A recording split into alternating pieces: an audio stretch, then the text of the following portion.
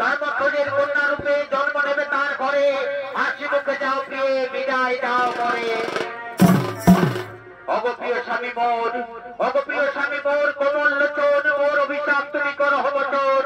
তোমায় ছাড়ি মর্তভূমে কেমনে থাকিব একা, তুমি বলে দাও প্রিয়তম মোর বৃন্দাবনের সখা।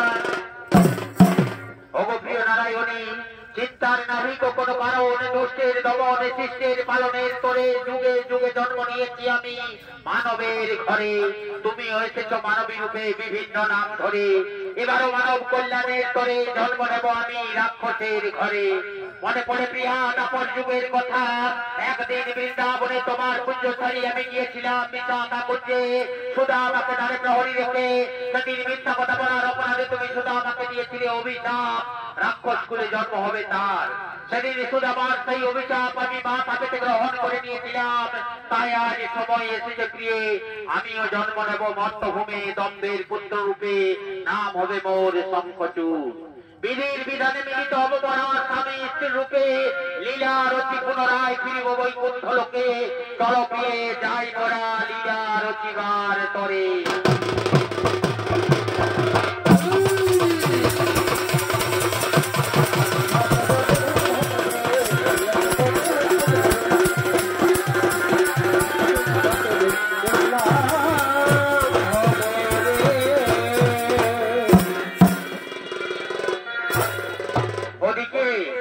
ওদিকে মর্তভূমে নারায়ণের এক অংশ দম্ভের পুত্র রূপে জন্মগ্রহণ করেছেন, নাম হয়েছে তার শঙ্খচূড়।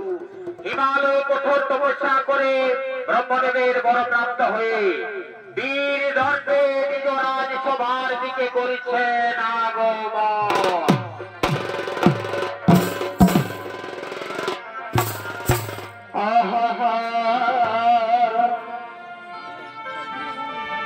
ভাই শঙ্খচূড় নামে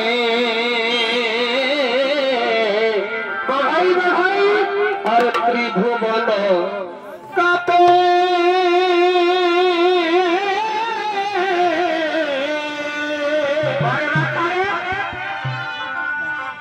আর প্রতীকের কারণে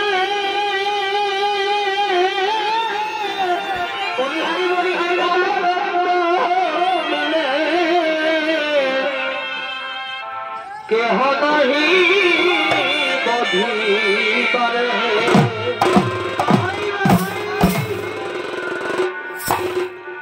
ভাই ত্রিভুবন মাঝে যত প্রেম কাটে, ভাই ত্রিভুবন মাঝে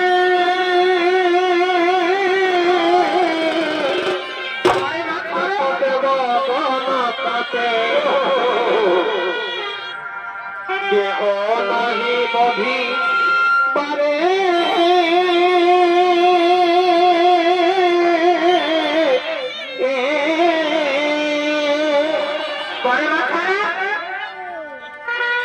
মনের আনন্দে চলে স্বর্গপুরে, কেহ নাহি বধিবারে। কেহ নাহি বধিবারে, হায় হায় কেহ নাহি বধিবারে।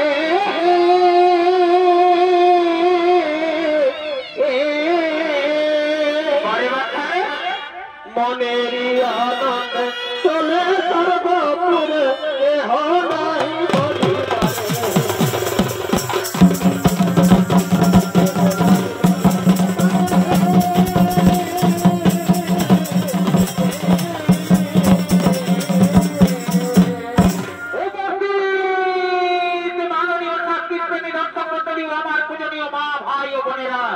এই ভয়ঙ্কর বিপদ ধর্মের নাম হলো শঙ্খচূড়, চলেছেন নিজ রাজসভার দিকে। আর এই শঙ্খচূড়ের ভূমিকায় আপনাদের আলোক উদ্ভাসিত মহান মধ্যে যিনি সৌনিত্য পরিবেশন করে দেখাবেন, সে হল স্বর্গীয় ওস্তাদ দুর্যোধন আদর্শ সম্প্রদায় বক্তব্য থেকে 14 বছরের এক কিশোর শিল্পী আকাশ সিং সর্দার।